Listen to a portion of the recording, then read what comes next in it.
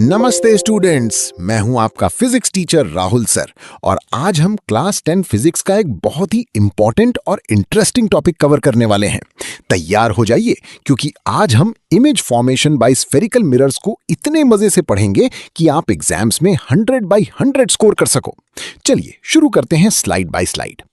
Introduction. Welcome to chapter 10 physics. आज का हमारा मिशन है image formation by spherical mirrors को मास्टर करना।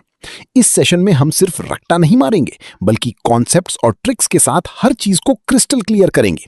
हम रे डायग्राम्स देखेंगे, न्यूमेरिकल्स के लिए पीवाईक्यू सॉल्व करेंगे और एक ही वन शॉट वीडियो में पूरा चैप्टर खत्म करेंगे। Master class notes, concave mirrors. आज हमारा मेन फोकस है कॉनकेव मिरर्स। हम इसकी 6 अलग अलग केसेस को डिकोड करेंगे 3D रे डायग्राम्स की मदद से। याद रखना बच्चों, रट्टा नहीं मारना, विजुअलाइज करना है। अगर आपने डायग्राम को दिमाग में बैठा लिया तो फिजिक्स इजी हो जाएगी। The big questions. पिछली क्लासेस में हमने प्लेन मिरर्स के बारे में पढ़ा था। वहां इमेजेस सिंपल होती थी, लेकिन स्फेरिकल मिरर्स का गेम थोड़ा अलग है। प्लेन मिरर्स तो इजी थे, अब असली गेम शुरू। हम देखेंगे कि इमेज रियल है या वर्चुअल, इनलार्ज्ड यानी बड़ी है या डिमिनिश्ड यानी छोटी।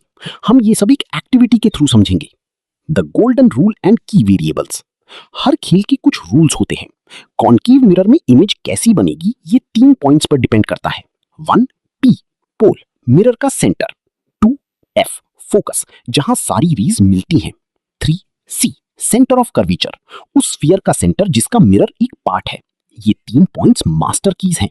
इनकी पोजीशन ही डिसाइड करेगी कि इमेज कहां और कैसी बनेगी। The activity, moving the object. Imagine कीजिए एक जलती हुई मोमबत्ती है यानी कैंडल है। हम इस ऑब्जेक्ट को बहुत दूर इंफिनिटी से धीरे धीरे मिरर के पास लाएंगे। हमें बस ये देखना है कि जैसे जैसे कैंडल पास आती है इमेज की नेचर, पोजीशन और साइज में क्या बदलाव आता है। ध्यान से देखना। Case 1, object at infinity. पहला केस, जब ऑब्जेक्ट बहुत दूर हो, जैसे कि सूरज। इंफिनिटी मतलब सूरज जितना दूर। इमेज पोजीशन, फोकस F पर बनेगी। साइज बहुत ही छोटी, एक पॉइंट जैसी, highly diminished, point sized. Nature real and inverted, असली और उल्टी। Case 2, object beyond C। अब कैंडल को थोड़ा पास लाते हैं, C के पीछे, बियॉन्ड C। इमेज पोजीशन, अब इमेज F और C के बीच में सरक गई है, between F and C। Size पहले से थोड़ी बड़ी हुई पर अभी भी ऑब्जेक्ट से छोटी है, diminished. Nature real and inverted. Note कीजिए इमेज पास आ रही है। Case 3, object at C, VVIP case. ये मेरा फेवरेट केस है। ऑब्जेक्ट और इमेज जुड़वा भाई।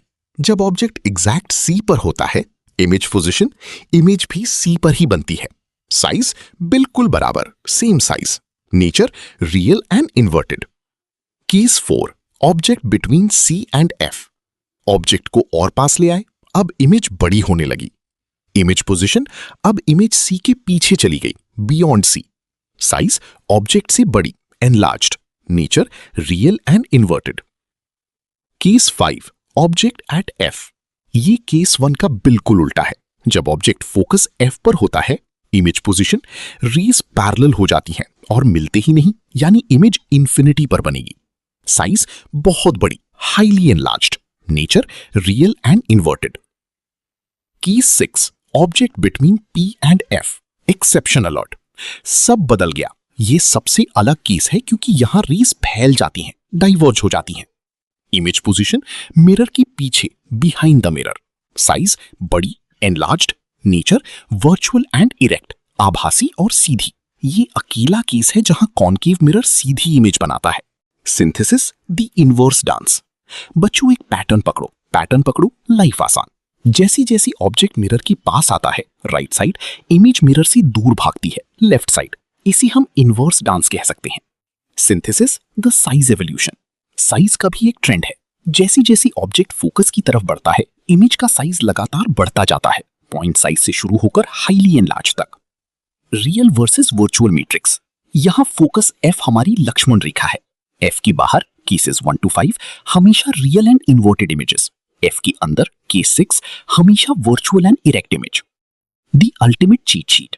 ये टेबल आपका बेस्ट फ्रेंड है। इसमें सारी केसेस समराइज्ड हैं। एग्जाम में आएगा 100%। इसका स्क्रीनशॉट ले लो या इसे अपनी नोटबुक में बना लो।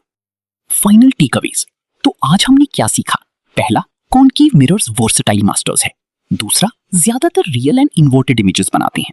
तीसरा, एक्सेप्शन, एफ को क्रॉस करती ही इमेज वर्चुअल और इरेक्ट हो जाती है। चौथा, पास आओगे तो इमेज बड़ी होगी। Concept clear? अब एग्जाम फोड़ो। ऑट्रो, अगर आज की क्लास पसंद आई तो लाइक, शेयर और सब्सक्राइब जरूर करें। हमें सपोर्ट करते रहिए ताकि हम ऐसे ही ऑसम कंटेंट लाते रहें। Thank you.